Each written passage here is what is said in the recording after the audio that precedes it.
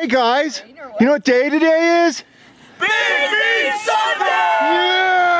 Yeah! Hey, welcome back to another Big Meat Sunday. So today we're going to be doing tri-tip, smoked tri-tip, right here, baby. It's going to be good stuff.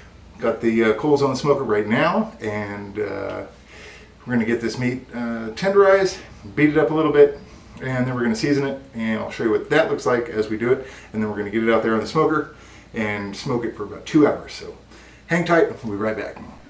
Excellent, so we have our cut of meat here, and we're going to use a pinch of salt on both sides, same amount of freshly ground black pepper, some garlic powder,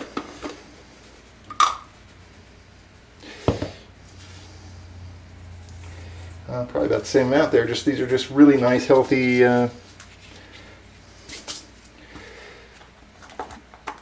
pinches, and some onion powder. And we're going to do this both sides. Get that patted in, and we're just going to flip it over. Do it to the same deal to both sides. And we're going to get this on the smoker, and we're going to let it go. We're going to put the fat side down first to get that kind of melty schmelty, and then we're going to flip it over so the fat side is up, and it's going to keep the meat well lubricated, well flavored, and nice and moist throughout the duration of the smoking process. So we'll have fat side down for about half an hour. We're going to flip it over and cook it for about another hour and a half like that. So we'll see what it looks like on the smoker in just a little. What we're doing now is just going to clean off a couple of French green beans. I like the French green beans. They're nice and skinny, and they're just more appealing to them, easier to deal with than normal green beans, trying to deal with cutting all the stems off and whatnot. You can buy these at Costco and many other markets already prepackaged, ready to fly. All you have to do is just make sure they're clean, they're already cut for you. So I'm just washing these off. I'll show you how I prep those. Basically, just going to throw those in a pan like this, and then I'm going to add some hot water to this, just right up to about where the beans hit. So right about to there, just so they're all basically submerged. And on that, I will add probably a tablespoon of salt just to season the water. And then if you haven't tried this already, a little bit of garlic powder. Not too much, just enough to kind of cover the top of the water to leave a nice essence of garlic with your green beans. It's good stuff right there.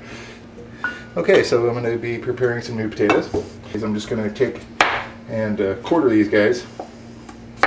I have already washed these, so I'm just going to basically cut these into quarters like this, and we're going to throw them on a roasting pan, drizzle them a little bit of garlic olive oil, as well as some rosemary and a little bit of basil. Sprinkle that over those and cook those at 375 for about 25 minutes. Okay, so it's been about a little more than half an hour now, and got this thing looking good. Let me grab my tongs. Okay, so I put it over here for the first half of probably 15 minutes or so, 20 minutes. And then I moved it over here because the grill's a little bit hotter, because I'm a sucker for grill marks and I really like them. So what I was hoping to achieve was some decent grill marks, but smoker really doesn't get hot enough. So these will have to do. So we got a half an hour down. We're going to go for another hour and a half on this bad boy. And you can see down in there, I have a big bowl full of water. And get my fire a little bit hotter, get to that water boiling. And that thing will be real juicy, tender, and awesome when we're done. Another glorious evening in Southern California. And here we are. Oh yeah. Look at that beautiful thing right there. Okay, so it's been on exactly 2 hours.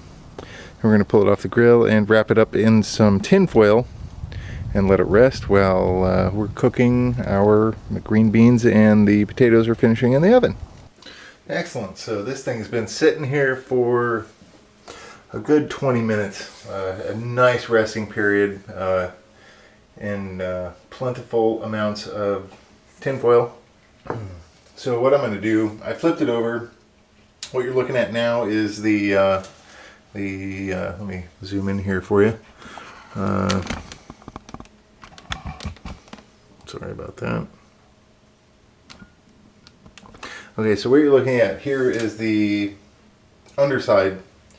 This was the side down on the smoker. You can kind of see how the grains on this piece of meat kind of fan out this way. So the way I'm going to cut it basically directly in half. And I'm going to just start slicing on a diagonal. That's basically the way I've always cut tri-tip to achieve the most tender